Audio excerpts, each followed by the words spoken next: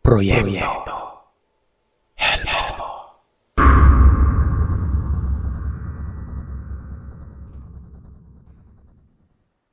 Mapagpalang araw sa inyo, Sir Seth. Tawagin niyo na lamang po ako sa pangalang John. 29 anyos na ako ngayon. Kasalukuyang nagnenegosyo. Katulad ng mga sender nyo, isa akong avid listener ng horror stories. Bali ang kwentong ibabahagi ko sa inyo ngayon ay karanasan po ng aking ama at buong pamilya nila patungkol sa mga aswang. Sobrang strikto ng aking ama, lalo na pagdating sa mga pamahiin. Kapag ang usapan ay tungkol sa may sakit, may libing, may lamay. Kapag may mga nagkakasakit ay mauuna si tatay na magbaliktad ng walis tingting sa lahat ng bukasan at pwedeng pasukan ng bahay. At kung ano-ano pa. Maaaring over sa iba, pero hindi ko masisisi ang aking tatay Dodong kung bakit niya ginagawa ang ganitong klaseng bagay. Early 70s nang mangyari ito. Binata pa lang si tatay noon. Ang lolo Bitong niya ay may sakit. Si Lolo Bitong ay lolo niya sa ama.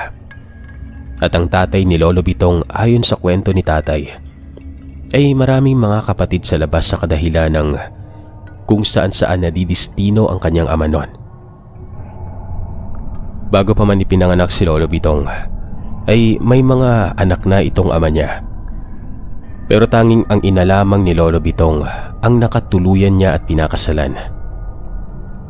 Malalaman na lamang ng Lolo Bitong na kapatid niya si ganito ganon kapag nagkakasama sa mga piyesta o mga dialogo.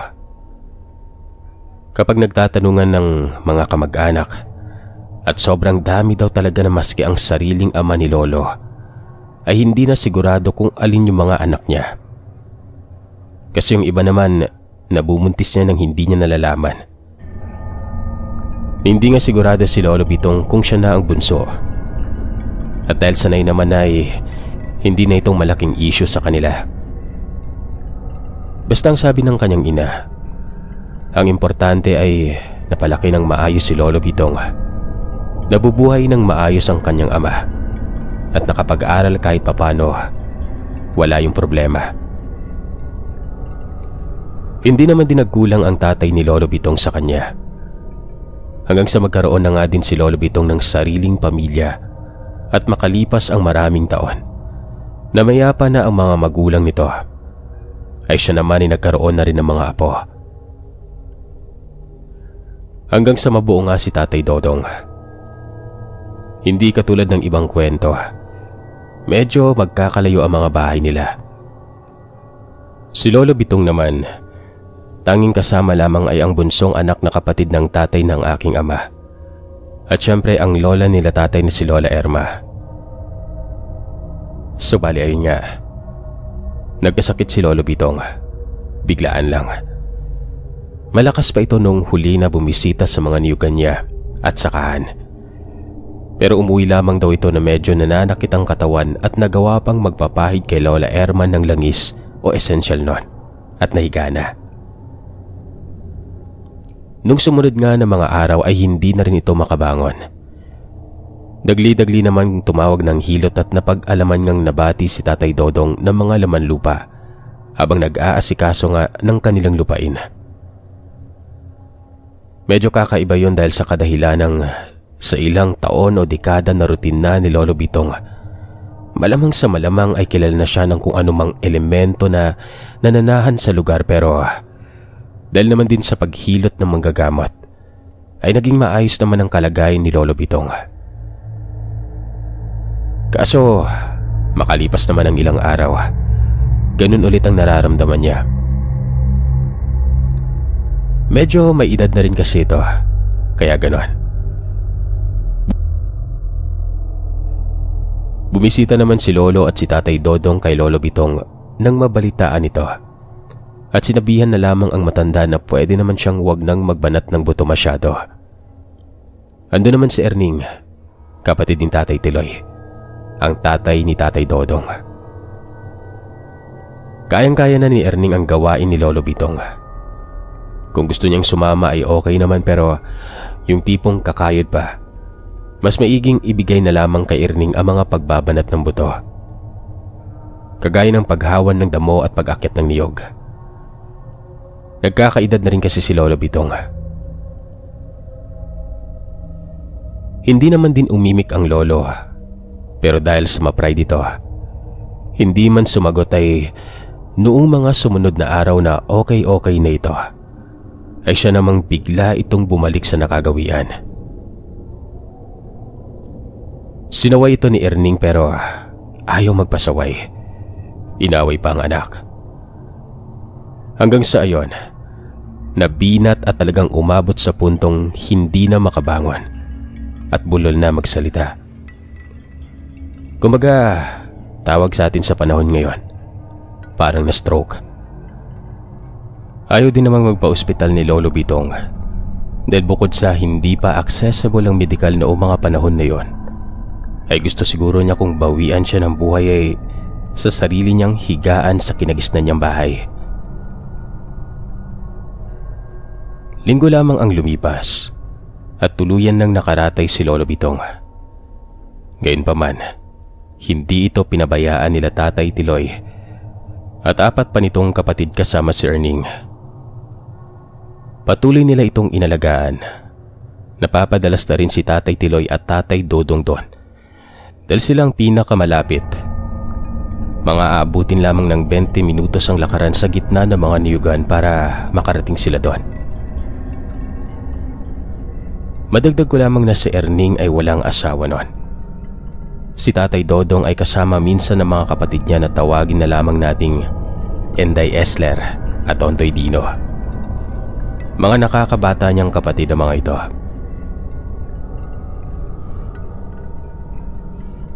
Sa pagsapit ng mga araw, tila hinihintay at tanggap na ni Lolo Bitong kasama ng kanyang pamilya na bilang na lamang ang araw ng matanda.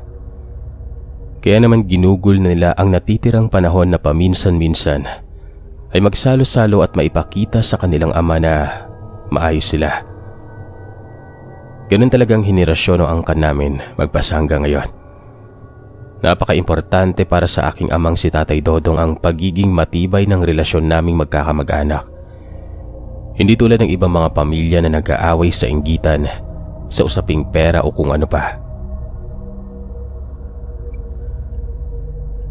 Hanggang sa isang araw, may dumating na 2 matanda. Wala o manonoon ang mga magulang ni tatay. Sila lamang ni Ontoy Dino na kapatid niya ang nagbabantay sa kanilang lolo. Ang kanyang lola Erma naman ay kasama ni Erning. Silang iniwan doon. Madalas naman yon kaya tingin nila ay wala namang problema. Subali ayon, may 2 matandang dumating.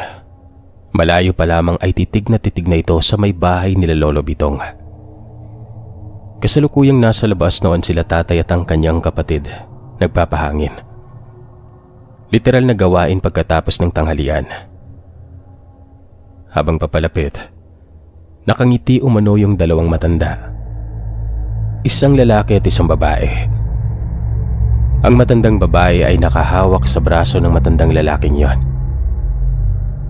Ang ipinagtataka nila ay tila ba parang hindi sila napapansin ng mga ito. Napakalayo ng tingin nila. Habang palapit ay nakatutok ang tingin ng 2 sa pader ng bahay, kung nasaan banda ang kwarto na nakaratay si Lolo Bitong. Naaakalain mo talagang alam ng mga ito kung saan nakahiga ang matanda. Nung makalapit na lamang ang mga ito ay saka napalingon ang 2 kila tatay at walang ano-ano ay biglang nagsalita ang matandang babae. "Mga apo, apo ba kayo nang nakatira dito?" Tumango naman sila tatay at nagbano bilang paggalang na rin. May bitbit ang mga ito na mga bayong. 2 ang bitbit ng matandang lalaki. samantalang isa lang ang sa babae. Nagpakilala ang mga ito bilang Lola Mana at Lolo Tibor. Magkapatid umano sila at kaanak nila si Lolo Bitong. Gawa nga nang wala namang kaalam-alam talaga sila tatay sa pamilya ni Lolo Bitong. Naniwala naman sila. Ang sabi ng dalawa ay kinakamusta nila itong si Lolo Bitong sa kadahilanang nabalitaan nga nila na may sakit to. Pumasok ang dalawang matanda. Pinapasok nila tatay kasi mukha namang maamo at wala namang gagawing hindi maganda. Tsaka sa ganda ng hubog ng katawan nila tatay nun, parang kayang-kaya nila ang dalawang matandang ito sa kung sakaling may gagawing hindi maganda. Dala-dala nila ang bayong na umakyat sa may kwarto kung nasaan si Lolo Bitong. Niwala man lang tanong ang mga ito kung saan nakaratay ang matanda nun, kahit na may 3 kwarto ang sa loob ng bahay. Basta diretso silang pumasok sa kwartong yon na akala mo ay alam talaga nila na naroroon si Lolo Bitong.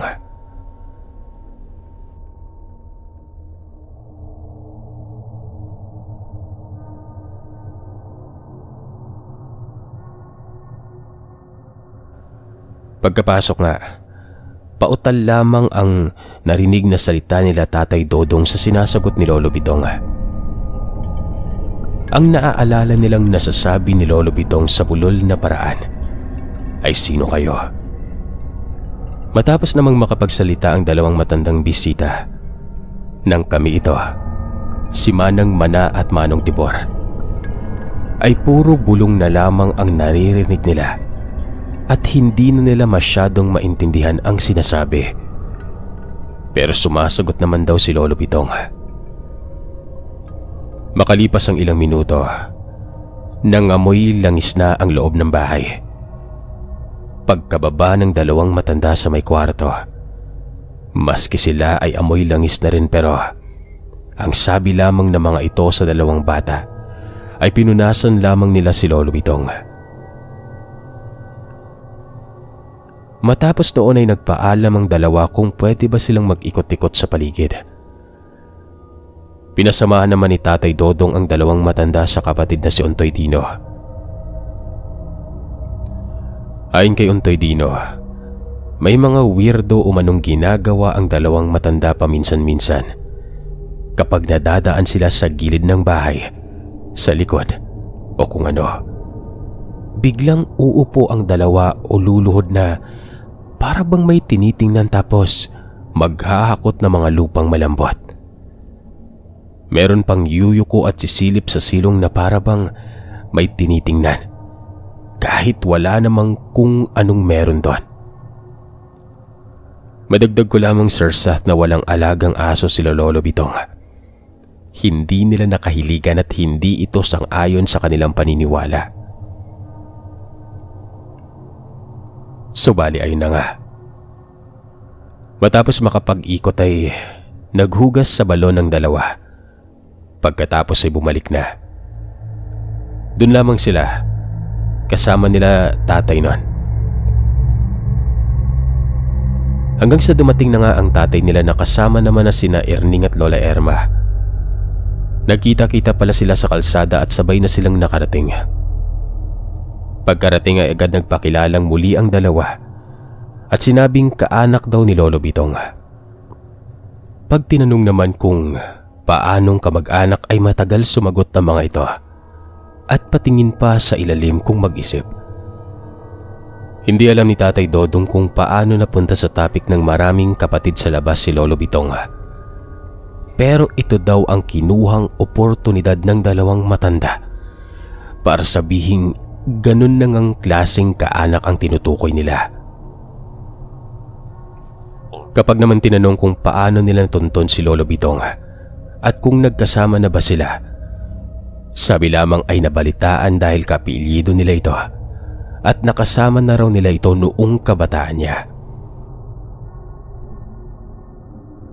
Totoo ngang may mga nakilalang kapatid sa labas si Lolo Bitong, pero ang ipinagtataka naman ni Lola Erma ay hindi niya maalala ang dalawang ito. Maaga kasing nag-asawa si Lolo Bitong at Lola Erma. As in minor de edad pa lamang sila ay nagsasama na, kaya kung may kapatid man sa labas na nakilala si Lolo Bitong, isa siya sa mga saksi. Pero dahil sa mukha namang mababait ang mga ito at mukhang wala namang gagawing hindi maganda, dahil mas matanda pa ang mga ito kay Lolo Bitong, pumayag silang dun muna pansamantala ang dalawang ito. Pinag-ayos sila ng isang kwartong tulugan. Sinilip ni Lola Erma si Lolo Bitong noon. Nakita niyang nakakumot ito ng maayos at nakapikit. As in maayos ang mukhang natutulog. Hinaplos niya lamang ang mukha ng mister at sinabing nakabalik na sila. Papatak na ang dilim. Hindi nila alam kung nagkataon lang, pero ang ipinagpasalamat nila, nagdesisyon si Tatay Tiloy na doon na muna silang matutulog sa kadahilan ng maaga pa sila ng kapatid niyang Erning kinabukasan. Kaya naiwan ang magkapatid na Tatay Dodong at Ontoy. Umuwi saglit ang kanilang ama. Babalik lamang umano ito dahil may pupuntahan pa itong inuman noon. Bago pa man lumubog ang araw noon, muling tiningnan ni Lola Erma si Lolo Bitong para sana iikot ang pwesto niya. Pero nagtaka siya ng pagkahawak niya sa kumot sa braso ni Lolo Bitong. Bigla itong umugol. Pagkabukas niya sa kumot, nagulat siya nang makitang namamaga na parang bali ang braso hanggang sa siko ni Lolo Bitong. Pagkatapos ay para itong may pasa-pasa. Kataka-taka dahil bukod sa wala naman ito sa ibang parte ng katawan niya, ay para bang may sumadyang magbali dito. Dali-dali namang humingi ng tulong si Lola Erma sa Tito Erning ni Tatay. Umakyat ito. Si Namana at Tibor naman ay bigla ding napasilip. Umakyat namang bigla si Tibor at nanghingi ito ng telang pwedeng punitin. Maalam umano siya ng hilot kahit papano. Gamit ang langis na pamilyar nga sa amoy ni Tatay Dodong, hinilot at parang binalik ni Tibor yung kung ano man ang na-dislocate kay Lolo Bitong. Pagkatapos ay pinuluputan ito ng tela at saka ibinenda ng maayos para hindi na magalaw. Tila nawala naman umano ang panlalamig ng nabaling kamay ni Lolo Bitong. Nagkaroon ito ng kulay at bumalik sa sirkulasyon. Pagkatapos ay nakatulog na ito. Maraming pasasalamat naman sila kay Tibor noon.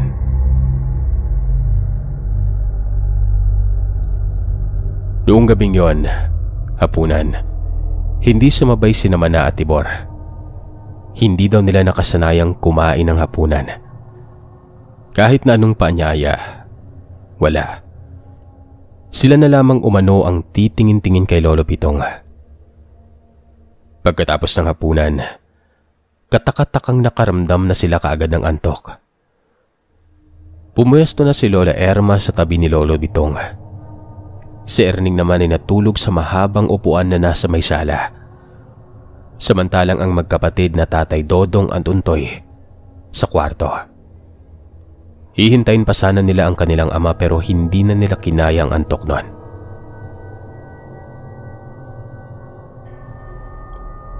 Pasado alas 8 ata o alas 9 ng gabi, nang marinig ni Tatay na may tumatawag sa labas. Hanggang sa yung tawag na yon, biglang naging kalampagan. Pilitin man umanong bumangon ni Tatay Dodong ay napakabigat ng ulo niya. Sobrang antok na antok siya. Nung medyo matagal na ang kalabog sa pinto ay bigla naman niyang naramdaman ang pag-uga ng papag ng kwarto na nangangahulugang may isa sa 3 kwarto ang may bumangon at naglalakad. At ayun nga, si Lola Erma yon.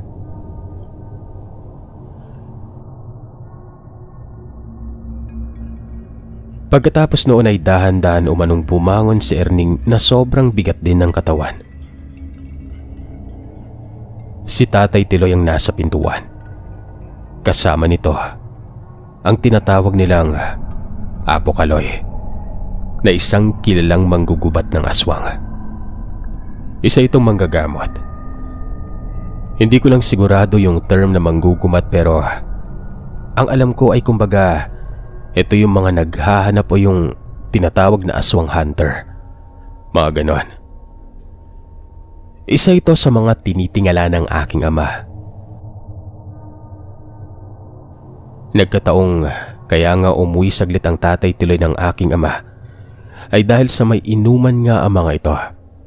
At nang malamang naroroon si Apo Kaloy ay pumunta ito at sasangguni lamang sana sa kalagayan ni Lolo Bitong. Pero ang nangyari, dahil sa ginabi ng konti si tatay Tiloy gawa ng naghapunan pa ito sa bahay nila, kaya halos huli na ito dumating nun. Pero pagkarating umano nito, bigla siyang tiningnan ng masama ni Apo Kaloy. Nagsukpit ng itak at kinuha ang kanyang baston. At imbis na iinom pa sana si tatay Tiloy ay pinahangihan niya ito. Sabi ng matanda, dalhin daw siya kung saan siya huling galing.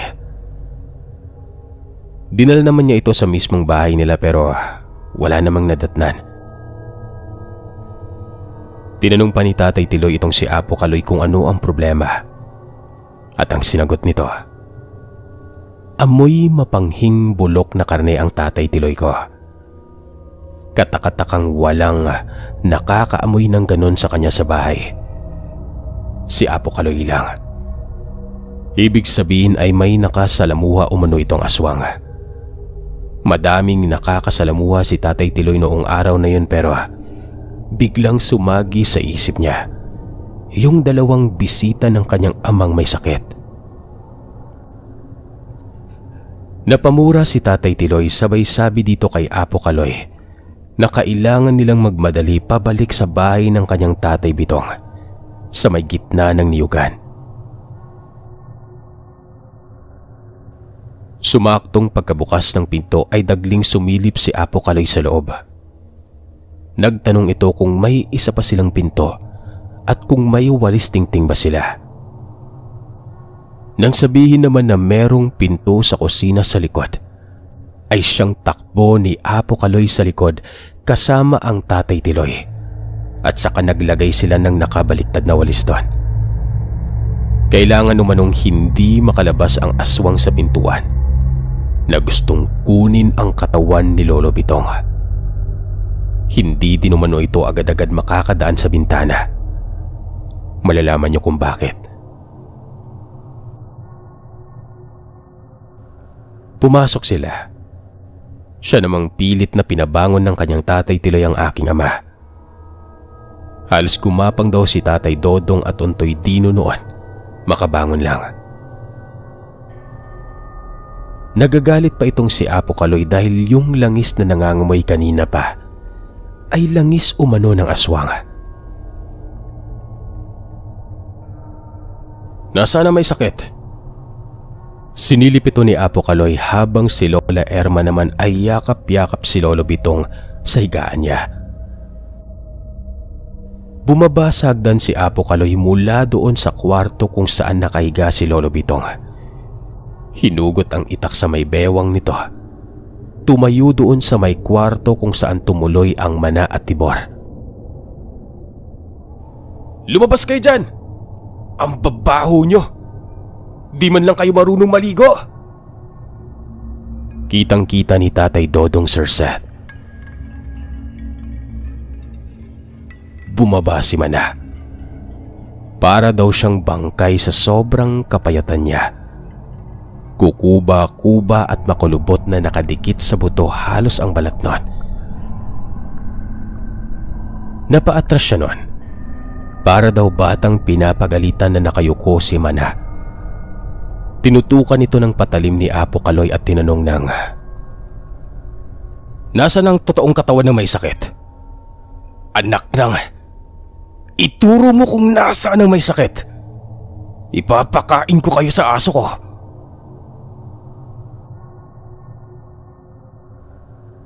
Nang walang ano-ano, Sa may pintuan papasok naman sa kusina ay lumabas ang isa pang kakatuwang payat na tao. Yun naman si Tibor. Kalmado ito na takot na tinuro sa may kusina at nagsabi na, "Ayun, sa ilalim ng mesa." Dahil sa alam na nila ang ganitong pangyayari, lalo na si Tatay Tiloy at Erning, patungkol sa mga uri ng aswang na kung tawagin ay balbal, na pinapalitan ng katawan ng bibiktimahin para kainin nun. Dali-dali nilang tinawag ang kanilang inang si Lola Erma. Sinabihan na pabayaan na yung niyayakap niya sa higaan dahil hindi yan ang totoong Lolo Bitong.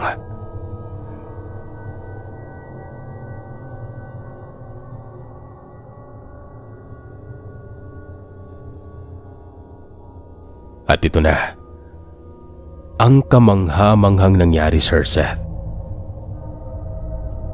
Kasama ni Tatay Tiloy ay pumunta sa kusina si Apo Kaloy. Nakita nilang nakapulupot sa banig at tela si Lolo Bitong. Nakarolyo doon. Tulog na tulog pa rin. Tinanggal nila ito doon at binuhat ito ni Tatay Tiloy. Walang bale ang totoong Lolo Bitong kumpara doon sa bitong kuno na nasa kwarto na parang may pilay na hinilot ni Tibor. Nagmanikluhod si Mana at Tibor. Humingi ng tawad na hindi na daw sila uulit, pero bago pa man sila matapos ay siyang biglang wasiwas ng manggagamot sa hawak nitong kawayan. At nagsubukan na niyang hawiin ng itak ang dalawa, ay bigla na lamang lumiksi ang mga ito. Kahit na humiiyak nun. Dalakap-akap ni Tatay Tiloy at Lola Erma si Lolo Bitong, ay hindi nila magawang tumulong. Tanging si Erning lamang ang tumulong kay Apo Kaloy, pero hindi nila magawang patamaan ng dalawa. Sina Tatay Dodong naman ay nanatiling nasa gilid lamang at takot na takot. Umiiyak o humihiyaw pa rin ang mga aswang. Takot na takot sila sa bawat pagwasiwas ng matandang manggagamot. At nang makatsyempo ang mga ito, ay nakatalon sa taas na espasyo ng kwarto at lumipat sa may kwarto kung saan natutulog si Lolo Bitong.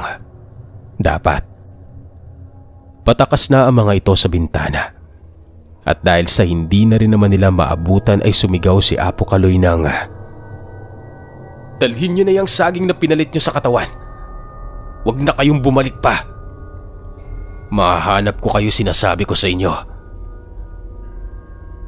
Ang ginawa ng mga aswang na ito, binuhat ang katawan kuno ni Bitong. Sabay silang tumalon palabas ng bintana. Saktong pagkatalon ay siyang akyat nila Apo Kaloy at Erning at wala na silang nakita kundi ang mga balat at wasak na putol-putol na puno ng sariwang saging sa lupa kung saan tumalon palabas ang dalawang yon.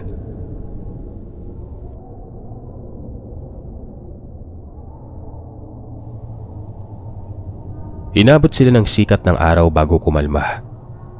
Si Apo Kaloy ay nagkwento ng mga pwedeng pangontra sa mga ganito at kung ano ang dapat gawin. Maaring hindi na bumalik sa takot ang mga balbal, pero baka may iba pa dyan na magka-interes sa katawan ni Lolo Bitong. Dito din nga natuto at tinandaan ng aking Tatay Dodong ang mga paalala ng Apo Kaloy. Naging maayos ang mga sumunod na araw, Sir Seth. Hanggang sa tuluyan na ngang binawian ng buhay si Lolo Bitong.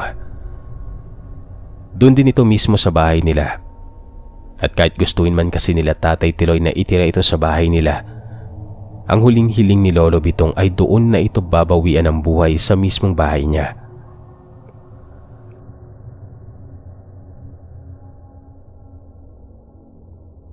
Nabalitaan nilang na barangay itong si Apo Kaloy.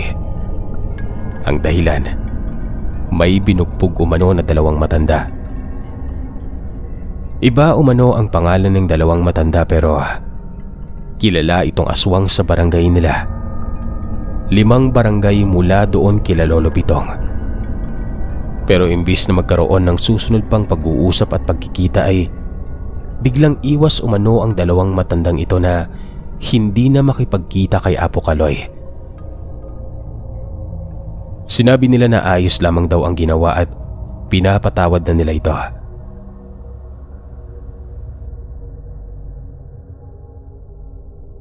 Madalas ding wala ang dalawa sa kanilang tahanan.